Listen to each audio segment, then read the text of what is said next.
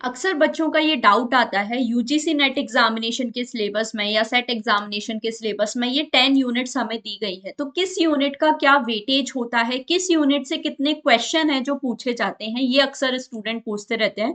तो देखो, ऐसा कोई भी फिक्स नहीं है कि हर यूनिट में से सेम नंबर ऑफ क्वेश्चन पूछे जाएंगे। यहाँ पर अलग अलग यूनिट में से अलग अलग नंबर ऑफ क्वेश्चन है पूछे जाते हैं। अब ये 10 यूनिट में से किस में से कितने क्वेश्चन आते हैं वो हम लोग जरूर आज के सेशन में डिस्कस करने वाले हैं।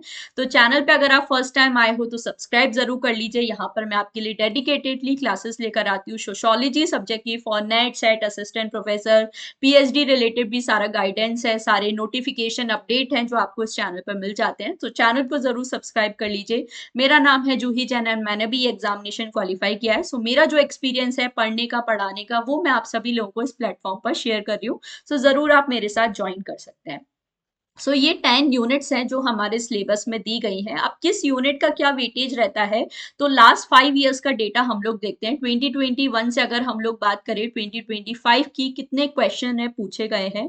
तो देखो, यहाँ पर हम लोग बात करें 90 क्वेश्चन में से देखते हैं, क्योंकि यूजीसी नेट एग्जामिनेशन में 10 क्वेश्चन आपको आरसी यानी कि रीडिंग कॉम्प्रीहेंशन पैसेज बेस्ड पूछे जाते हैं, जिसमें एक पैसेज से रिलेटेड 5 क्वेश्चन होते हैं। तो ऐसे 2 पैसेज आते हैं, टोटल 10 क्वेश्चन।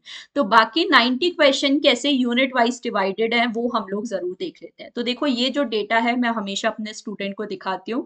यहाँ पे 2021 से लेके अभी रिसेंट दिसंबर 25 की मैंने बात की है। तो देखो, 2021 में देखें तो इस तरीके से हमारा रहा था। यूनिट 1 में 25, फिर 9, 16, 8, 2, 10, 7, 3, 5, 5। इसी तरह से जून 22 में आप देखो, फिर दिसंबर 22, जून 23, देन दिसंबर 23, फिर जून 24 एग्जामिनेशन जो कि ऑफलाइन हुआ था ओएमआर बेस्ड, फिर ये कैंसिल हो गया था।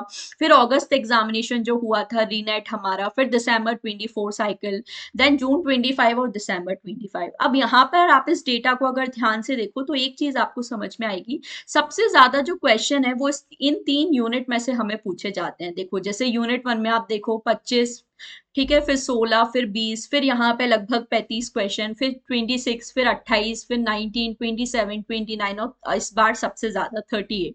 तो इस बार अगर हम लोग देखें तो आपको हर बार ये ट्रेंड देखने को मिलेगा। और सबसे ज्यादा जो क्वेश्चन है, लगभग 40 से 45 क्वेश्चन है आपके इस पेपर में आउट ऑफ 90, जैसा मैंने बताया, जो इन्हीं तीनों यूनिट से आपको पूछे जाते हैं। तो इन 3 यूनिट्स को बिल्कुल घोल के पी जाना है, बहुत अच्छे से आपको प्रिपेयर करना है। अब देखो, यहाँ पे जो डिवीजन है वो थोड़ा डिफर भी कर सकता है, ठीक है। वो इसलिए कर सकता है क्योंकि देखो, सबका पढ़ाने का और पढ़ने का तरीका अलग है। जैसे मेरे लिए यूनिट 1 में ज्यादा क्वेश्चन इसलिए हैं क्योंकि यहाँ पर मेरा पढ़ाने का तरीका ऐसा है। जैसे आप देखो, यूनिट 1 के जो थिंकर्स हैं वो बाकी यूनिट से भी रिलेटेड है। अब जैसे पावर का टॉपिक है वो यूनिट 3 के हमारे सिलेबस में मेंशन है।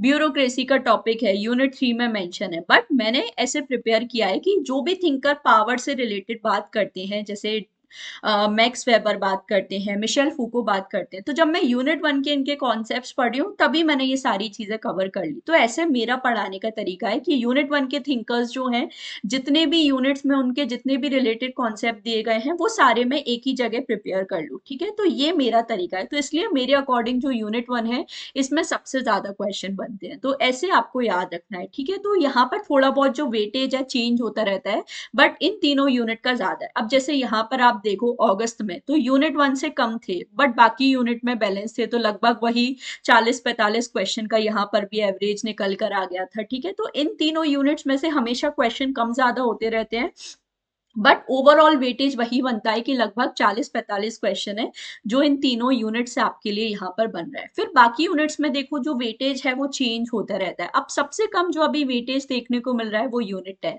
जैसे इस बार का पेपर है तो मुझे नहीं लगा कि शायद कोई क्वेश्चन है जो बिल्कुल डायरेक्टली स्पेसिफिकली यूनिट 10 से रिलेटेड हो।